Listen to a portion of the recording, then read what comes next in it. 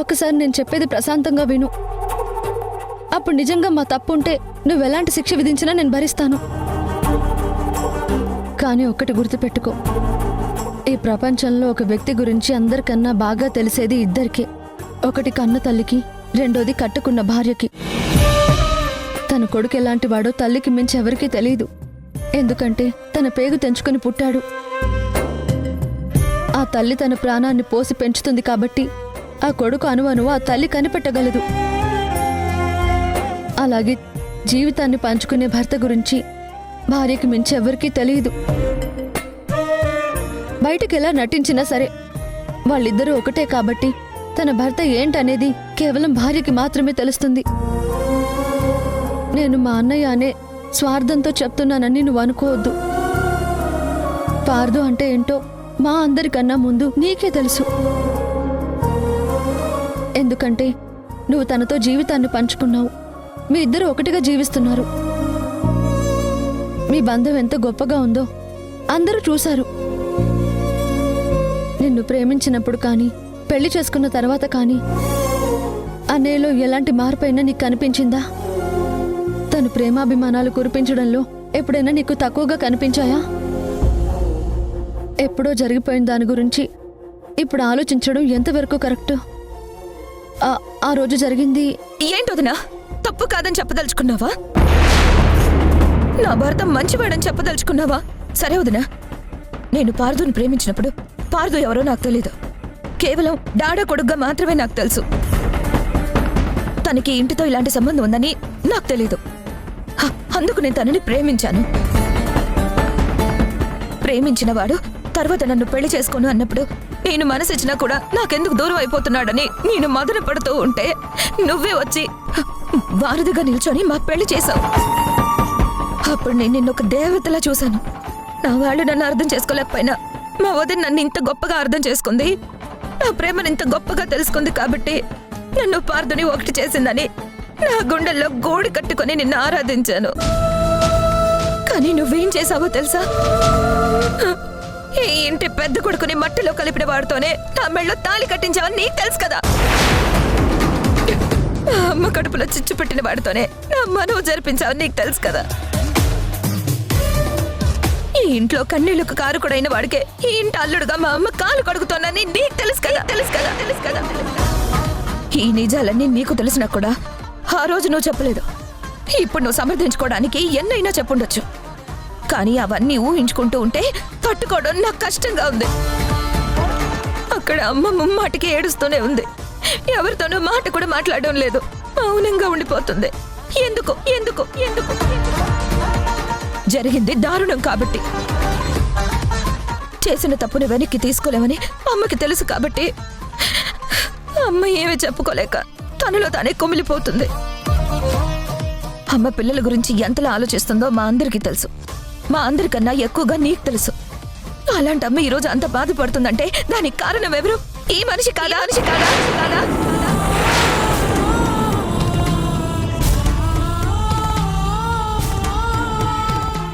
ఆ మనిషి గురించి ఇప్పుడు నన్ను ఏం ఆలోచించమంటావు? తెంచుకుంటే తెగిపోని బంధాన్ని ఏర్పరిచావు. కట్టింది తాళే అయితే నాకొద్దని చెప్పేసేదాన్ని. కానీ ఇప్పుడు మా ఇద్దరి బంధానికి గుర్తుగా నా కడుపులో ఒక రూపం పెరుగుతుంది. ఇదా పాపానికి ప్రతిరూపం అనుకోనా? ఆ ప్రేమకి ప్రతిరూపం అనుకోనా? ఏమనుకోవాలి? నా కడుపులో పెరుగుతున్న బిడ్డని చూసిన ప్రతిసారి నాకు ఆ రూపం కనిపిస్తూనే ఉంది. అలాగే నా అన్నయ్యని దూరం చేసిన శాపం కూడా నా కళ్ళ ముందు కనిపిస్తూనే ఉంది. దాన్ని ఎలా తీసుకోమంటావు? నువ్వు తీసుకున్నంత తేలిగ్గా ఈ విషయాన్ని మేము తేలిగ్గా తీసుకోలేకపోతున్నాం. దయచేసి ఇంకేం చెప్పుకో. చెప్పే ఓపిక నీకున్నా వినే సహనం మాకు లేదు. ఇక నువ్వు వెళ్ళొచ్చు. వెళ్ళు వెళ్ళు వెళ్ళు వెళ్ళు.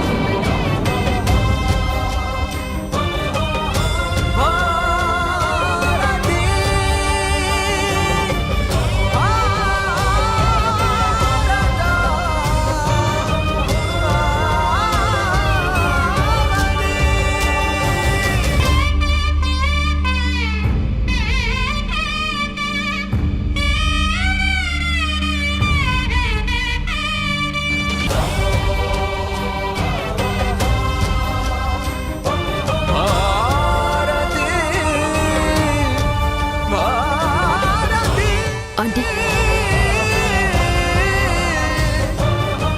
కాస్త ఇది జ్యూస్ తాగండి.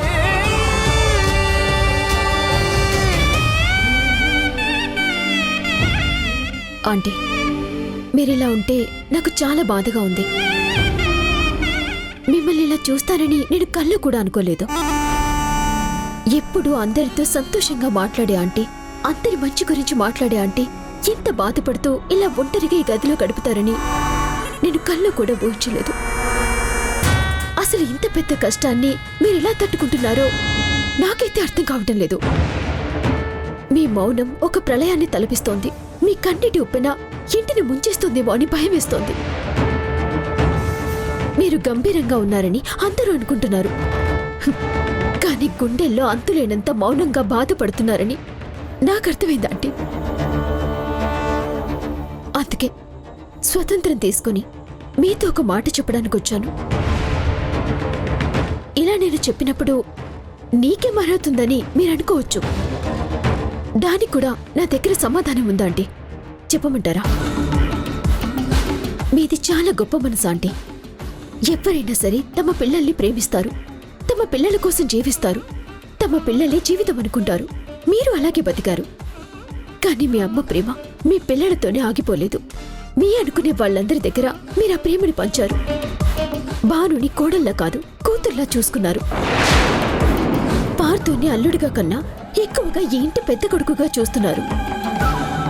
కానీ అలాంటి వాళ్ళ వల్లే మీకు ఇంత పెద్ద ద్రోహం జరుగుతుందని, మీకింత బాధ మిగులుతుందని నేను కళ్ళు కూడా ఊహించుకోలేదాంటీ. అసలు నేనెవర్ని? అమెరికాలో కార్తీక్ ఫ్రెండ్ని. ఆ ఫ్రెండ్షిప్తోనే కార్తీక్ని అభిమానించాను. నన్ను వదిలేయాలి అనుకుంటే మీరక్కడితోనే వదిలేయచ్చు.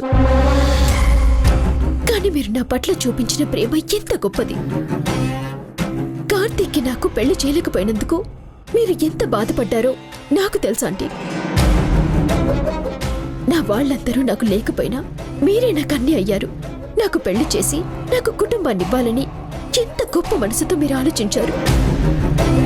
ఈ మనసు అందరికీ ఉండదాంటీ. మీలా ఆలోచించాలంటే వాళ్ళు చాలా గొప్ప వాళ్ళై ఉండాలి, చాలా పెద్ద మనసై ఉండాలి. అది మీకుందాంటీ.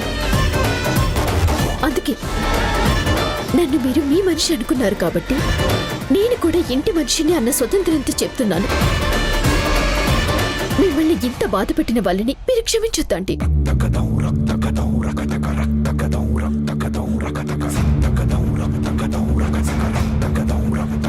కొడుకుని దూరం చేయడం అంటే మాటలు కాదు. ఎక్కడో దూరంగా ఉన్నాడు అంటే సరే బాగున్నాడు కదా అని ఆలోచించి ఊరుకోవచ్చు. కానీ ప్రాణాలు తీయటాన్ని ఎవరు క్షమిస్తారా ఆంటీ?